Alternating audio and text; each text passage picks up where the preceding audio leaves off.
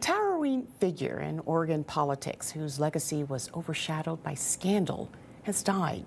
Former U.S. Senator Bob Packwood helped shape policy on tax reform, abortion rights, and conservation. But the Republican's career ended after multiple allegations of sexual misconduct.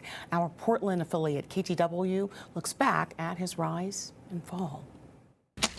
In the hands of a politician, that is where it goes. For over a quarter century, Oregon's Bob Packwood was a fixture in the United States Senate. But the Portland native became just as well known for the reason he left that governing body as for the mark he made on it. Packwood was elected to the U.S. House in 1962 and the U.S. Senate in 1968. The Oregonian's most well-known political accomplishments were his support of abortion rights and a push to preserve the Columbia River Gorge as a national scenic area. He was also an early member of the Republican Party to call for President Nixon's resignation and orchestrated a massive tax cut bill with the Reagan administration. Packwood would eventually become the ranking Republican on the powerful Senate Finance Committee. 1992 marked the beginning of the end for Packwood's political career after the Washington Post published an investigation detailing numerous accusations of sexual misconduct towards female staffers, including grabbing and kissing a 17-year-old intern. I totally deny that charge, and the story that she has told is not true.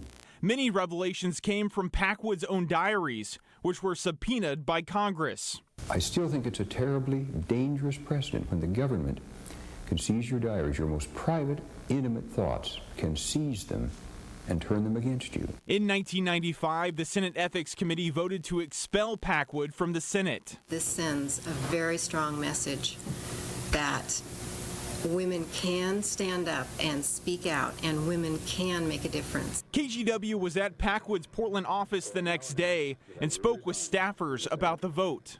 I don't think it's just. He's a good man. He's worked his whole life for the country. I mean, he's dedicated his whole life to service, and he doesn't deserve it. The senator would resign that day, ending a 26-year run in the U.S. Senate and a 32-year run in Congress. Packwood would blame heavy drinking for not being able to remember many of the accusations he was accused of. I'd come the next morning after a party with my wife. I, in many cases, could not remember what I'd said. In some cases, I could not remember who I'd said it to. He was replaced in a special election by current Senator Ron Wyden. Wyden's team releasing this statement on Saturday, saying, quote, "As the Oregonian who replaced Bob Packwood in the Senate and on the Finance Committee, I acknowledge his commendable record on abortion rights and tax reform. But his horrible history as documented in his own diaries will forever overshadow that public record. Simply put, historians' first line about Bob Packwood must include those women who he abused and assaulted for years and years." Packwood stayed mostly out of the spotlight after his resignation from the Senate, but did have a second act as a political lobbyist. He passed away on Saturday at the age of 93.